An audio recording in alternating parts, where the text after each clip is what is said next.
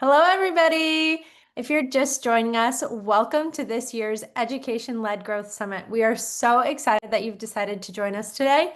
And I'm really excited to be here with my friend and colleague, Grace Sherman, who is Intellum's own. So my name is Audrey. I'm going to be your host for this session and many more to come. But before we get started, I want to go ahead and cover off some housekeeping items. So first and foremost, this webinar is being recorded. You will get a copy of this at the end of this session. It will also be available online following today's summit. The chat is open, so we'd love to hear from you throughout this session. I actually already see some comments coming in. Thank you, Shannon. So glad that you're here. So the chat is open. We'd love to hear from you. We'd love to hear where you're tuning in from or what you're most excited to hear about in this session.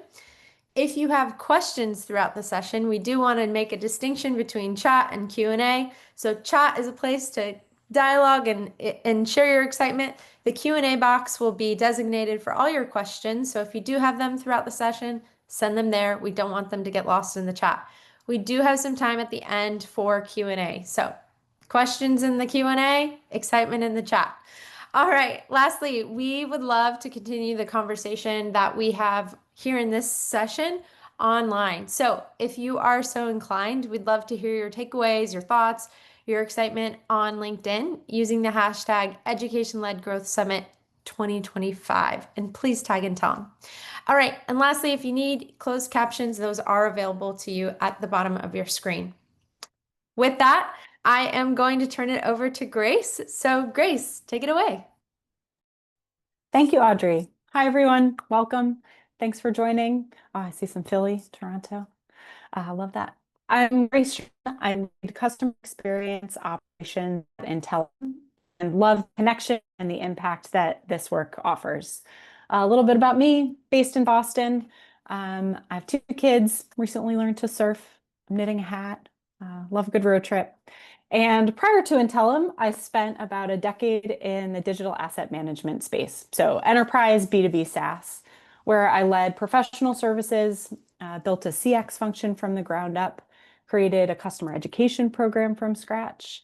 And I started my career in the classroom as a special education teacher and then led operations for the New York City schools.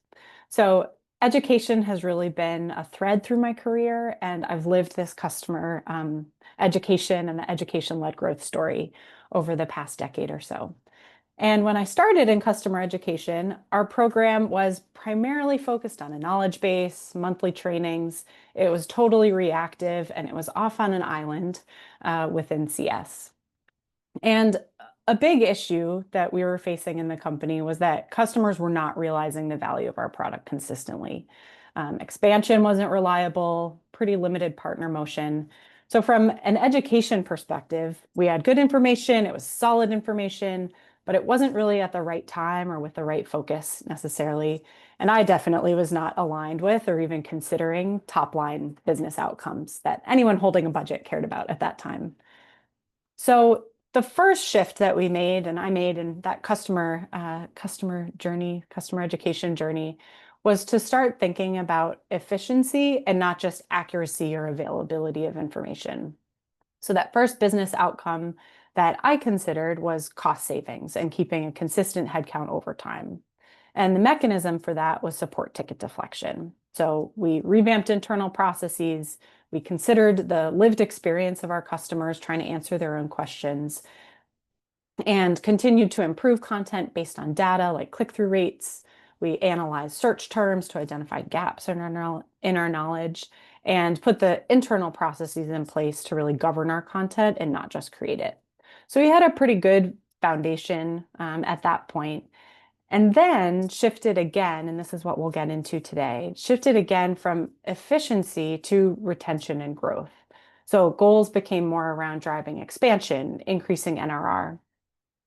And with that shift, we were able to leverage existing touch points, add new ones, use the same small but mighty education team, and emphasize more value-driving behaviors for our customers. So not just how-tos.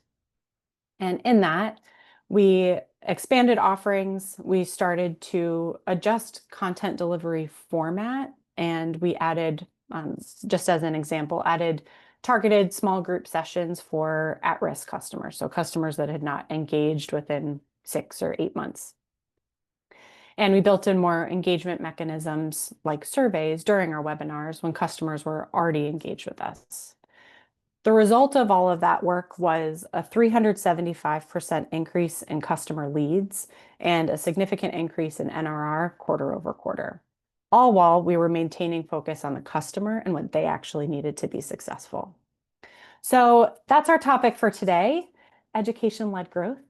And as you've heard so far, ELG is a strategy for driving revenue through learning. And for some, education may be viewed as a support function or reactive or one-time onboarding, but you have the opportunity to shift your education strategy to leverage learning to drive your business forward. So today we will dig into that. Audrey, are the slides I can't see the slides. Are they all good to go?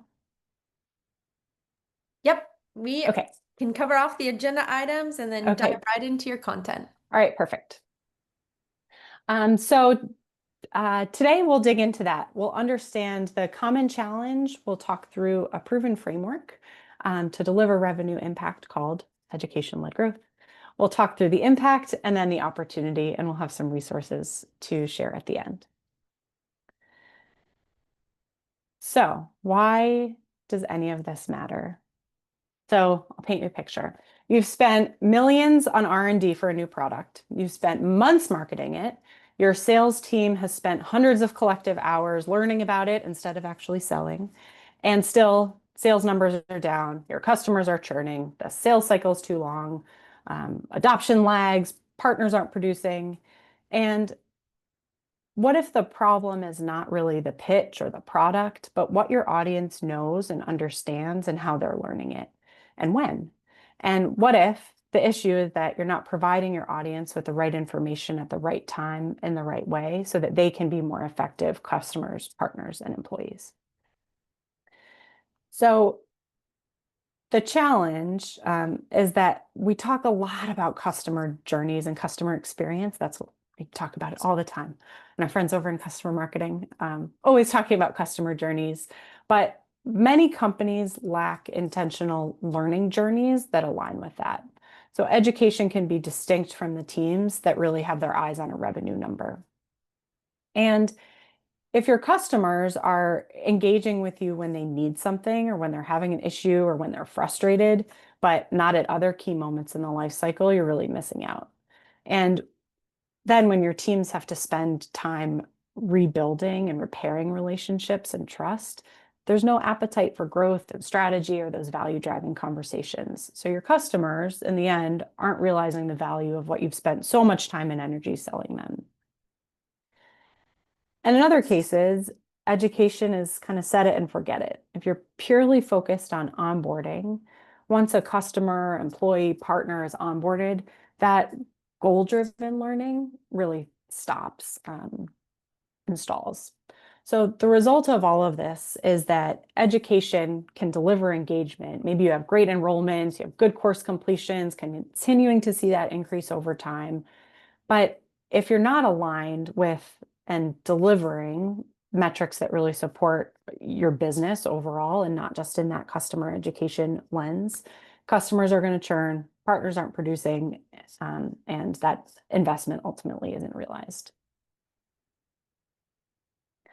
Enter the education-led growth framework, why we're all here today.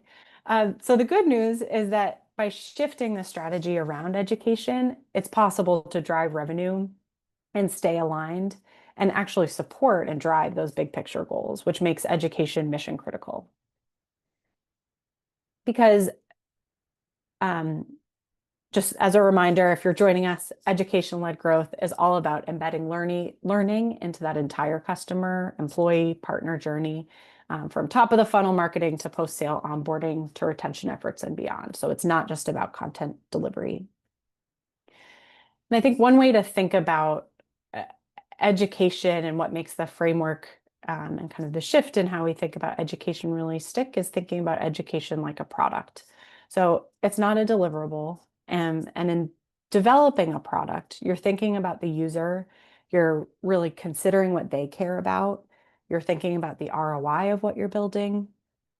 And treating education like a product allows for that back and forth with the user, with the learner.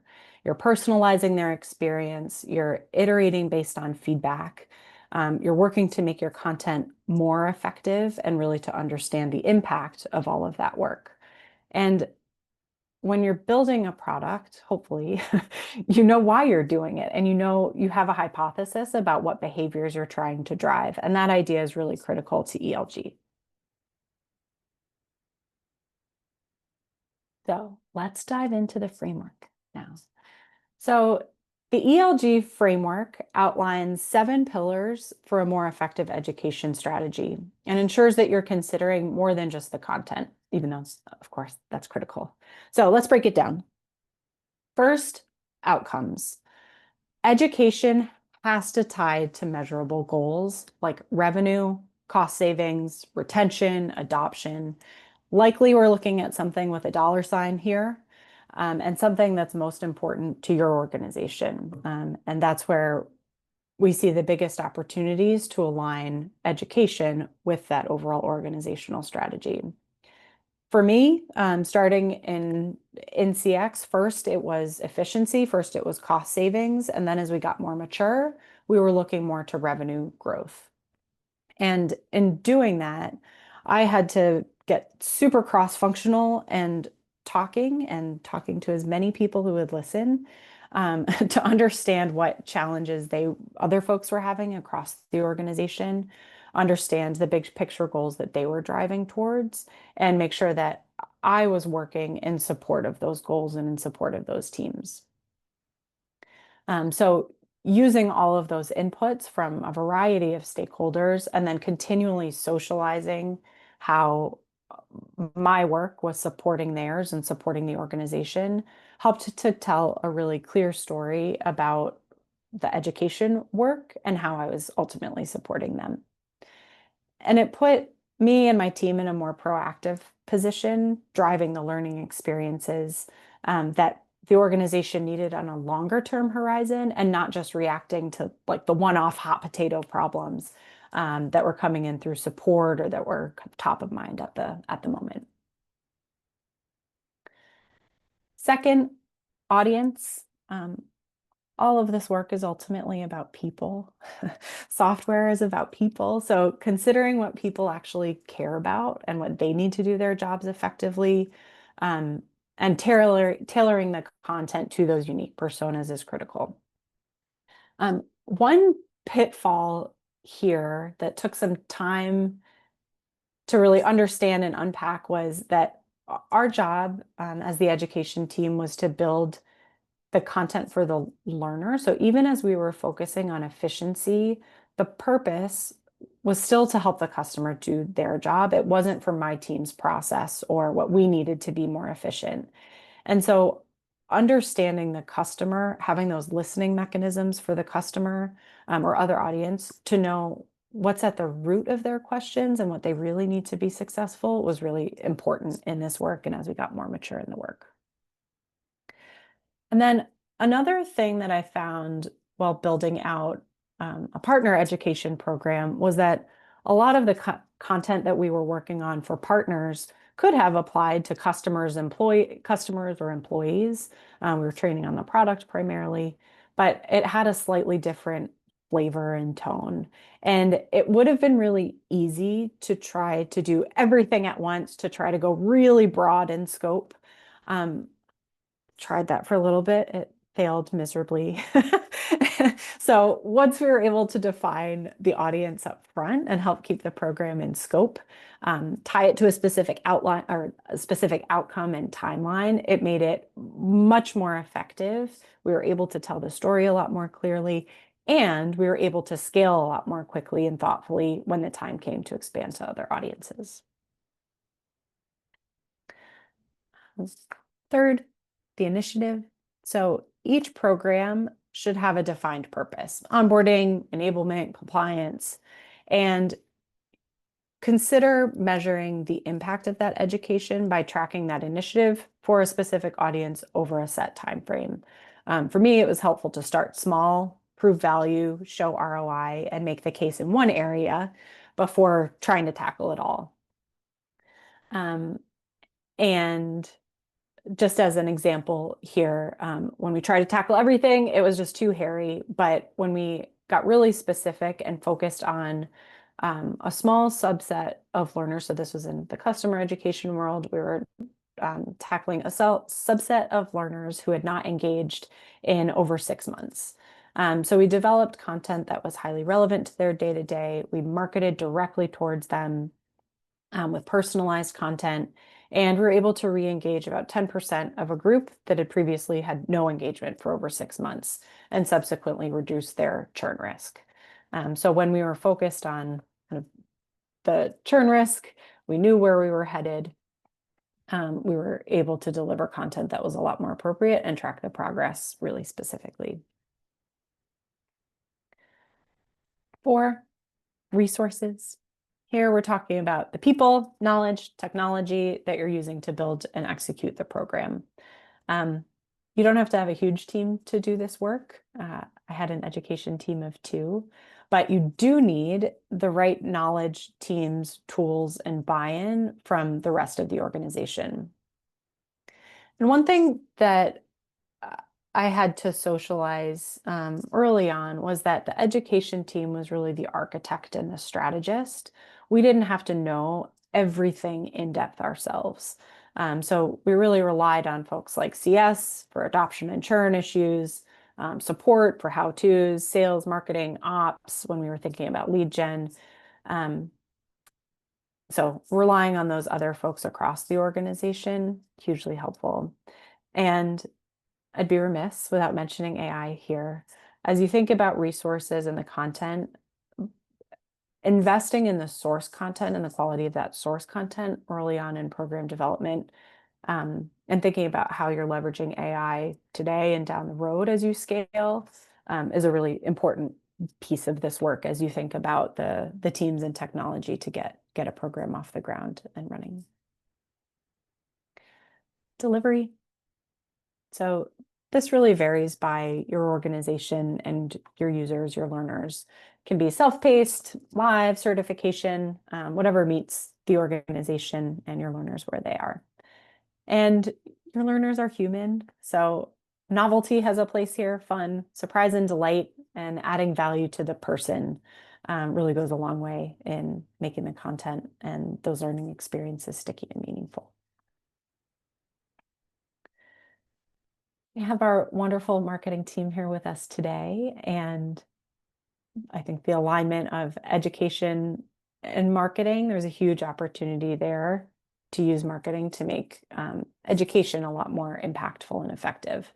So when education is like a nice to have or a one-time touch, I think we miss out, everybody misses out. And so there's a huge opportunity to position education as something that's a real value add to the customer and value add to that journey. And if your learners can't find you or they don't know where the content is, that's a lot of lost effort there. So when I launched a customer community and revamped customer education resources, it was a full court press with internal comms and enablement to support the rollout internally, as well as in-app messaging, email communications, and mentions in other existing touch points with customers. Finally, on this slide, measurement. So engagement is not enough. It's important, but it's the first step.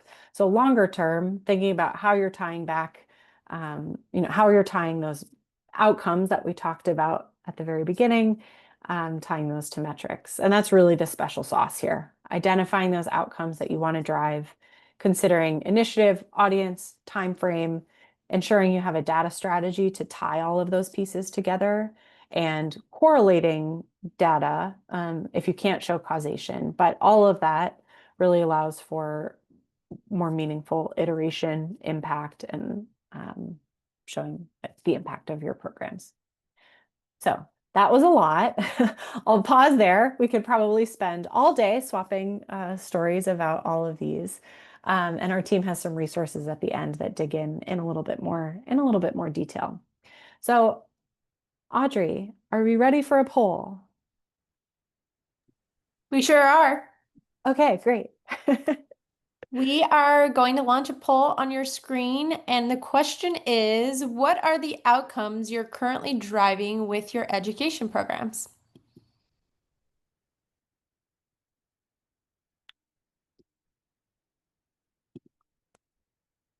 We'll leave this up on the screen. Ooh, we have lots of questions coming in, or answers, excuse me. This is fun. Ooh, we're in a race between retention and growth.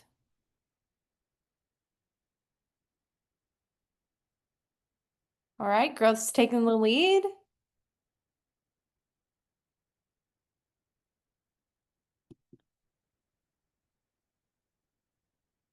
Elizabeth, yes, adoption could include that in performance. Okay, we have 57 responses and there's 85 of us on. Let's get a few more responses in. I'll give it about 5 more seconds. Let's get one more response in. There we go. All right, so the answers that have come in, we have growth at 62% of responses. Retention is right there next to it at 56%. We have 52% with performance and only 10% at cost reduction. Very interesting. It is interesting. And it aligns very well with this next slide. So to highlight the importance of starting at the end and tying all of this work to business outcomes, those responses align really nicely with what we found when we surveyed about 100 education leaders across industries, so not just Intellum customers. And these are folks like you at the forefront of the industry. And we were really encouraged to see those broad buckets like revenue and growth, retention and growth, excuse me, driving those programs. So they know how important and critical education is to driving top line revenue growth. Am a bit surprised to see in our survey only 57% were looking at education as a cost saving measure, and similarly, that was the lowest result here too. So we've talked about how important it is to align education with an organization's broader goals. And now let's take a look at the impact of doing that.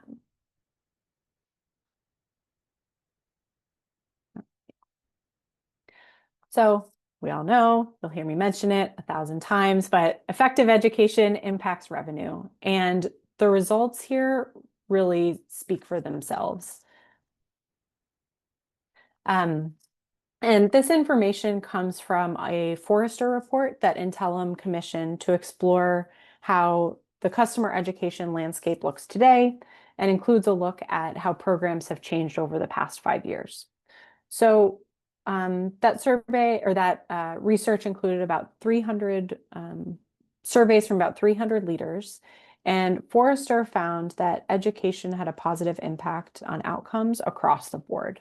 So we saw increases in lifetime value, increases in revenue for products targeted by training programs, increase in win rates, increase in retention rates. And a little back of the envelope or back of the napkin math here. Say you have a $100 million product line with 10% churn every year.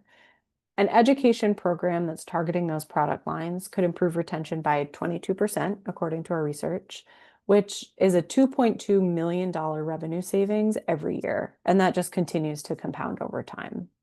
So I realize not everyone here may own these revenue numbers, but the leaders at your organization definitely do care. And think about one consideration here is how much more impactful your education program could be when it's truly embedded in the organization and in lockstep with folks that are driving these numbers and own these numbers. We've got another poll here. Audrey, if you're ready. Ready? Let's do it. All right. So this question asks, which pillar of the education-led growth framework is next Oh, on your roadmap? Is that the, let's, sorry. let's pause. Let's pause that one and we'll come back to it. Maybe in the comments, curious about which, as we talk through the next one, curious about which audiences your team is educating, and who you're primarily focused on. So we'll dig into the next slide. And as we're doing that, curious about where this group's focus is. I will And launch then, that question as a poll. So here we go. oh, No need there to we add to go. the chat. There is your poll question live. Which audience do you educate?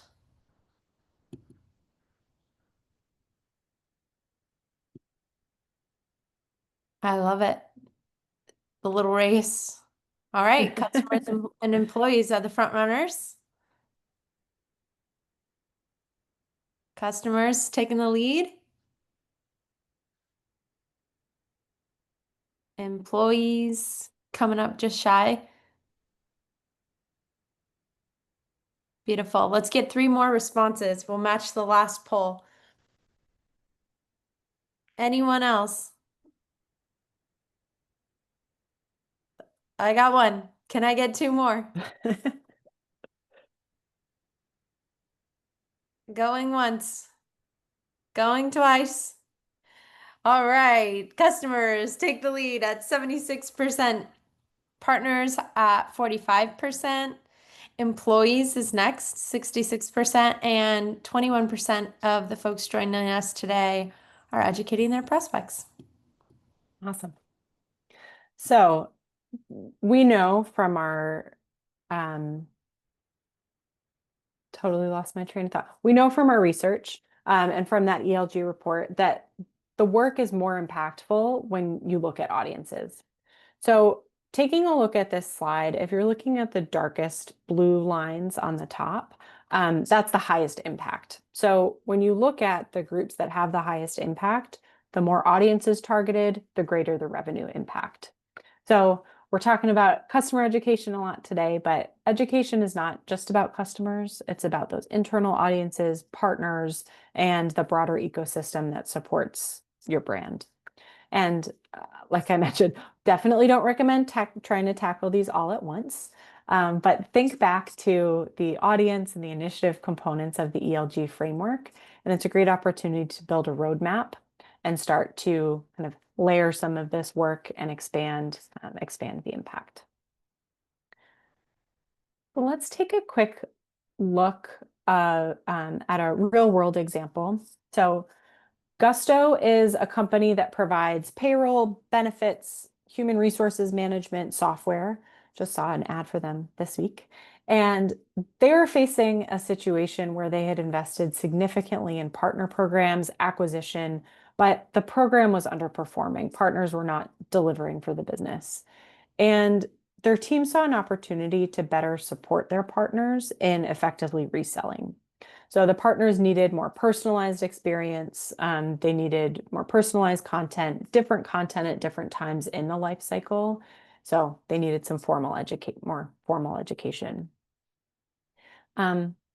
Alongside that, the Gusto team also saw an opportunity to differentiate from their competitors and to differentiate their brand. Interactions with partners in this space were generally pretty transactional and impersonal. So Gusto decided to make that investment in partner education and a certification to ensure that partners were getting the right information at the right time in the journey to effectively resell. The goal of that program was directly tied to revenue outcomes and based on the hypothesis that better educated partner resell more increased revenue. And the team set goals aligned to revenue and customer growth rather than, say, efficiency. And like I mentioned before, they also seized that opportunity to position education as part of their broader brand story and make it a value add component of their broader program. And so they were starting to attract the right partners at the top of the funnel and later unlock their potential once they were in the base. One key thing here too, in thinking back to the ELG framework and tying the outcomes, tying the goals to measurement, is that they integrated their learning platform with Salesforce. So they were able to correlate learning data with revenue targets, professional learning targets, and other business goals. And I want to highlight the importance and the struggle sometimes of these kinds of integrations in this line of thinking. So for Gusto, the integration was critical to understanding impact, especially since the business case was based on driving revenue. And you're never able to really understand that broader impact without connecting that education data to other parts of the business. And this can be really challenging when education is built on the premise of we have to deliver the content, we just need to launch. Um, all of that delivery launch content has to be in support of something that matters to the business and ensuring that you're considering integrations early, that that you understand where all of that data lives throughout the organization is hugely impactful to ultimately being able to show impact. So how did Gusto do it? They focused on a certification program for new partners, which resulted in thousands of course completions, high NPS rating. They delivered about 800 education credits, continuing professional education credits, which would have cost their partners out of pocket. So again, continuing to add to that partner experience. And most importantly, they were able to tie certifications to revenue. So they showed that educated partners brought in an additional $200,000 in revenue in a short period, about 90 days post-launch.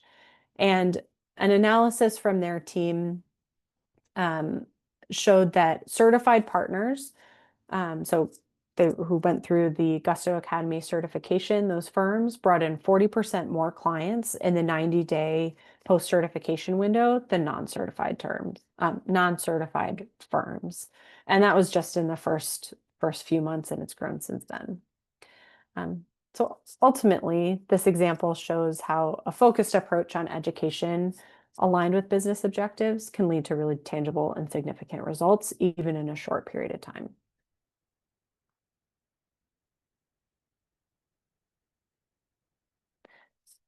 So we've talked about the ELG framework, we've talked about the impact, and now let's spend a bit of time on the opportunity. So according to our research, education programs are primarily focused on the post-sale motion, with many programs sitting within customer success. So not too surprising with some of the results from those earlier polls, customer being the primary audience, and a comment about adoption. But it's interesting that some of the least used motions are the closest to revenue. So these are the functions that often have the most robust data, most mature growth engine. And as we saw in the ELG framework, aligning with those go-to-market motions, like marketing, for example, are really key to programming and strategy.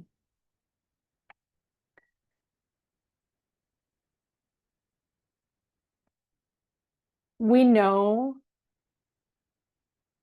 going to the next slide, we know that education is integral to that overall customer journey. And as we saw earlier and learned from you, education leaders are focused on those big buckets of growth and retention. But when you dig into the details, there's still a lot of room to grow.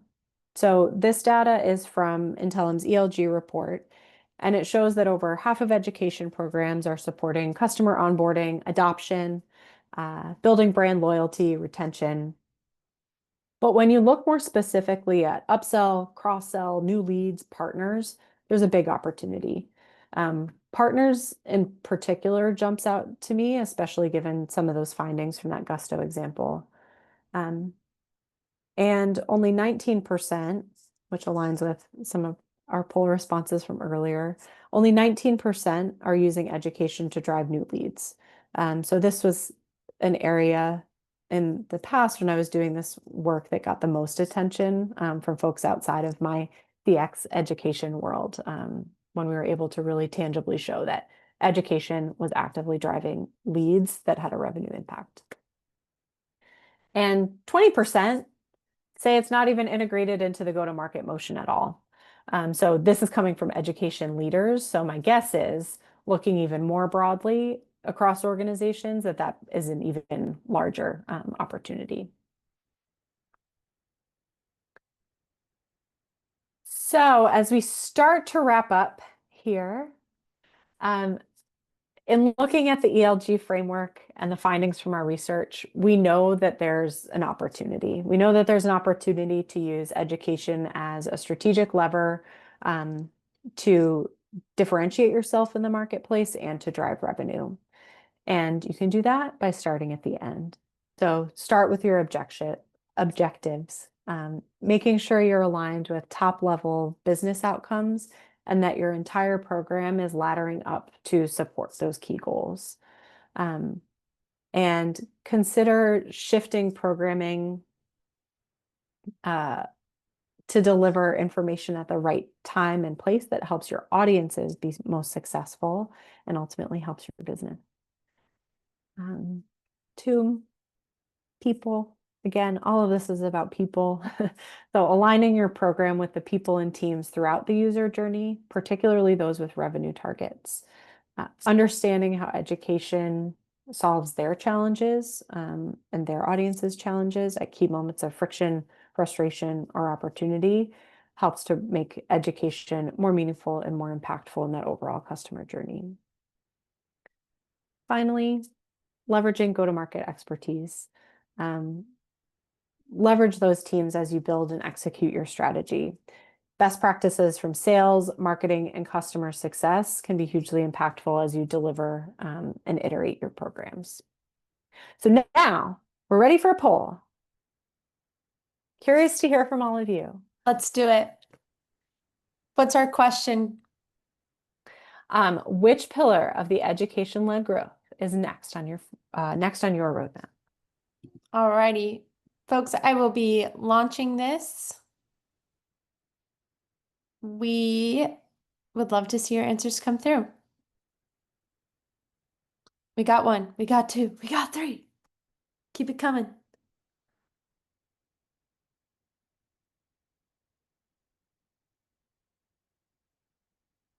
Awesome.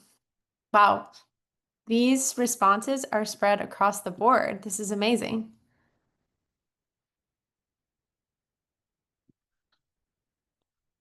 Keep them coming.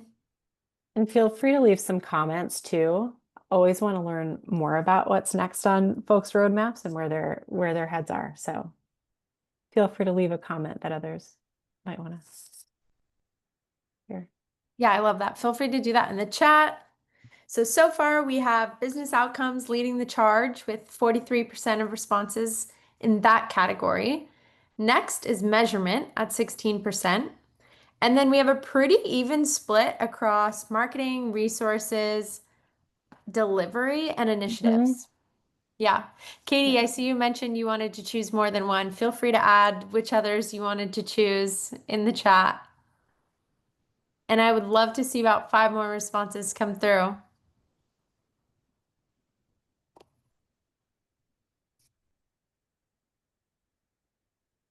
All right, looks like we have all of our responses. All right, Bethany says we need to start from the beginning. It's complete strategy overhaul time. Amazing. All right, I'll be ending this poll. And Great. So on to the today, next slide. thanks, Audrey. I'm not muted. So today we talked through a common challenge, the education-led growth framework, ELG's impact, and the opportunity. Sounds like lots of work on the roadmap here, so a lot of opportunity for all of us as we come out of today with a lot of great information. So in closing, education is not a nice to have. It's not an end unto itself. It's a strategy, and it's your most underused lever for scalable growth. And using the education-led growth framework, you're able to align your purpose, process, and people to elevate your educational programs. And when you do that, you can drive revenue, retention, and adoption through learning. I have a couple resources available here, some of the research that we talked through.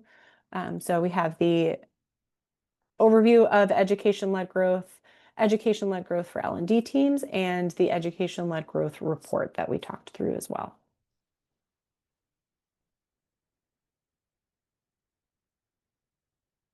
Thanks for making the time today.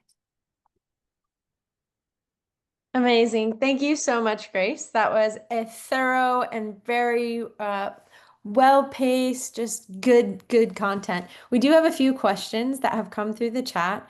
I'm also going to put on the screen a survey that we haven't talked about, but if you'd like to participate, we'd love for you to have a chance to contribute to our next research report. So go ahead and scan that QR code on your screen, fill out the survey. We'd love to get your responses in. We do have a few questions, Grace. So I'm going to read the first one aloud, and then I have another one coming in. Oh, okay. I see that you're Yeah. signaling for Aaron's question, so Uh-huh. go right ahead. Aaron's Yes. question was, where would you layer collaboration with the product team in your framework? We recently released our LMS, and our biggest challenge has been ensuring we provide proactive rather than reactive education on new releases and features for our customers. Yes, I love this question. So, man, that's a challenge. So thinking about how you're getting ahead of the product release cycle, really engaging with those internal teams to kind of embed education a lot earlier in the process. Um, it's a challenge. So I lived this in my at my last company. So part of the work that we did there was working with product so that they didn't have to recreate documentation or answer questions for us. So we were able to use product documentation, add a couple of questions. So keep the product team in the systems that they were using, not ask anything additional of them, but just add a couple pieces of information in there. Impact to the customer was always where we started. So if there was any impact to the user experience, impact to admins, anything that somebody had to do differently, or if it looked different. So if there was any change to the interface or something that people might kind of see and experience in a different way. Getting that information and getting product to think in a real kind of customer focused way, that took years, I would say. But that was the first step. And then in the documentation process, anybody that touched content was involved before something was released. So that release cycle started to include education, the woman on my team who managed the knowledge base, any other education resources from our onboarding team that we didn't own necessarily, but other folks owned. That was all kind of considered before something was released, and that was a formal part of the release process. And yeah, so I think getting folks to consider it a lot earlier, and then using different modalities for that. So the LMS, using in-app messaging, making sure that we were kind of considering the experience of the customers and the touch points that were appropriate to share that information.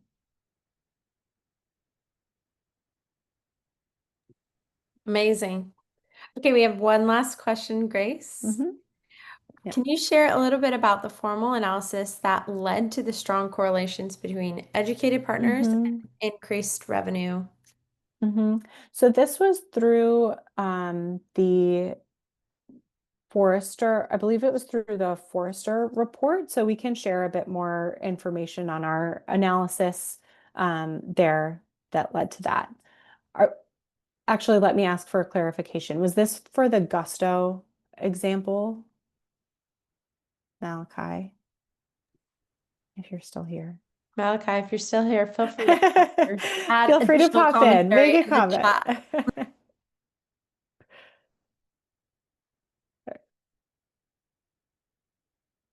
Okay. So if that was the case, I'll just go along that journey. Yes, for So Gusto. We got yes, okay. clarification. Nice. So their data science team was looking at, so they compared cohorts of educated partners and uneducated partners and the business that they were bringing in the first 90 days. So they saw a difference of 40% there. And then kind of tying that back to what revenue that equated, they were able to extrapolate the impact to revenue. Amazing. We have another question about the research. So, beyond the quantitative data, did your qualitative research explore why business leaders continue to treat customer education as a tactical support function rather than positioning it as a strategic go-to-market function with the same level of investment in technology and resources traditionally allocated to marketing and sales? Mm. David, it sounds like you have some experience with this.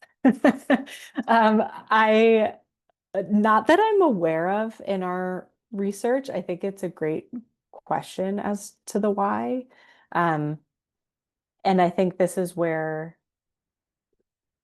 our team, this customer education, taking the lead on making that connection between education and actions that users, customers are taking to those business outcomes. I think that's part of the work of socializing that and building that understanding internally. Um, this is definitely something that I experienced, and it was kind of an uphill battle sometimes. But when were able to tie our work directly to leads and directly to revenue and directly to at-risk customers, that's where we started to see more investment and better alignment with marketing and sales and more buy-in from those folks to kind of embed us in their operations uh, and kind of piggyback on some of their technology and resource spend as well. Awesome. Well, that concludes our questions and this session. So, Grace, I just want to say thank you so much for the expertise that you shared. To everyone who joined, thank you so much. We would love to see you in the next session. So, I'm going to drop the link to the next session in the chat. If you do have time to continue with us today, like I said, we'd love to see you again. There's the link to the next session. If you aren't registered, no problem. Go ahead and jump in there now and you'll hear from Shannon and our friends. So thanks, everyone. We hope to see you and continue joining us throughout the rest of the day. Take care. Thank you.